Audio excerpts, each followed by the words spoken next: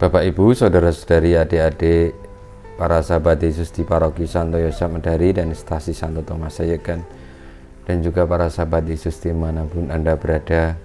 Pada hari Minggu tanggal 6 Desember 2020 kita merayakan Minggu Advent kedua, dan kita akan belajar ilmu sejati untuk kekuatan iman kita, supaya di dalam hidup kita senantiasa berpegalkan sabda Tuhan, dituntun kepada hal yang baik benar, hingga akhirnya kita boleh selalu berlaku benar sebagai anak-anaknya dan diselamatkan. Kita mengawali pembelajaran ilmu sejati kita dengan berdoa dalam nama Bapa, Putra, dan Roh Kudus. Amin. Allah yang Maha Kuasa dan Maha Rahim, janganlah Engkau biarkan kesibukan duniawi menghalangi langkah kami menyongsong Putra-Mu. Semoga berkat bimbingan-Mu yang bijaksana kami dipersatukan dengan Yesus Kristus Putra-Mu, yang bersama Dikau dalam persatuan Roh Kudus hidup dan berkuasa Allah sepanjang segala masa. Amin.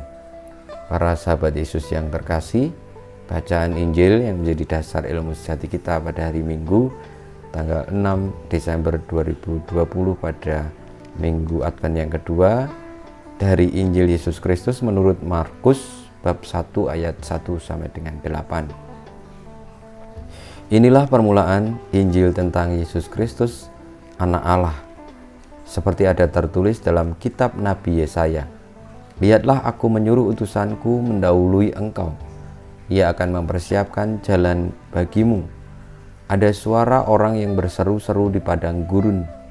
Siapkanlah jalan bagi Tuhan, luruskanlah jalan baginya. Demikianlah Yohanes Pembaptis tampil di padang gurun dan menyerukan, bertobatlah dan berilah dirimu dibaptis, dan Allah akan mengampuni dosamu. Lalu datanglah kepada Yohanes orang-orang dari seluruh daerah Yudea dan semua penduduk Yerusalem, dan sambil mengakui dosanya mereka dibaptis di sungai Yordan. Yohanes memakai jubah bulu unta dan ikat pinggang kulit, makanannya belalang dan madu hutan. Inilah yang diberitakannya, sesudah aku akan datang ia yang lebih berkuasa daripadaku. Membungkuk dan membuka tali kasutnya pun aku tidak layak. Aku membaptis kamu dengan air, tetapi ia akan membaptis kamu dengan Roh Kudus. Demikianlah Injil Tuhan kita. Terpujilah Kristus.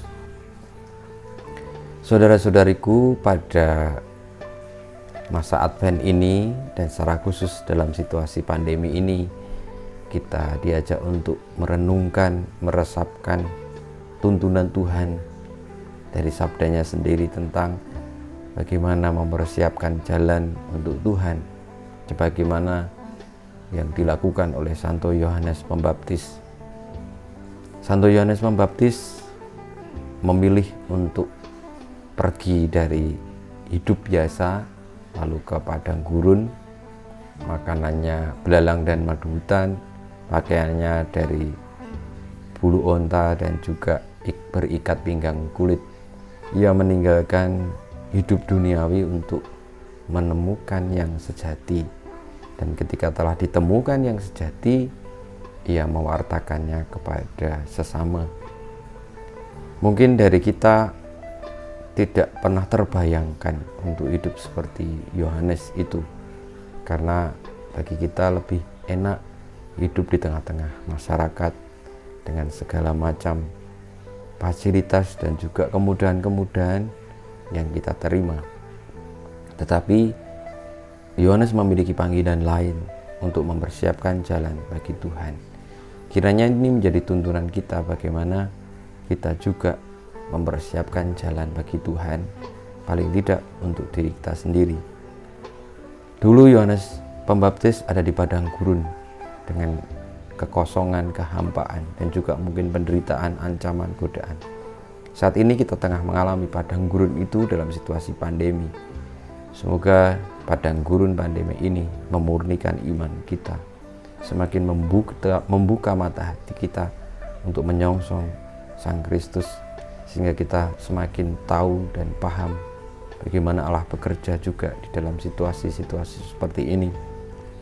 Pandemi membuat kita semakin mencoba menemukan yang sejati, sehingga tidak hanya dipenuhi dengan kepentingan-kepentingan duniawi, tetapi melihat yang paling penting dan melaksanakannya.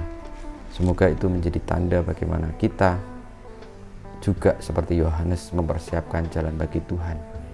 Artinya bukan jalan yang kelihatan, tetapi jalan hati kita sendiri diluruskan, dimurnikan, dijauhkan dari segala kelekatan-kelekatan yang membuat jalan kita penuh dengan semak belukar, dengan jalan-jalan yang petunjuk-petunjuknya itu bisa menyesatkan, tetapi disiapkan betul supaya kita selalu terarah.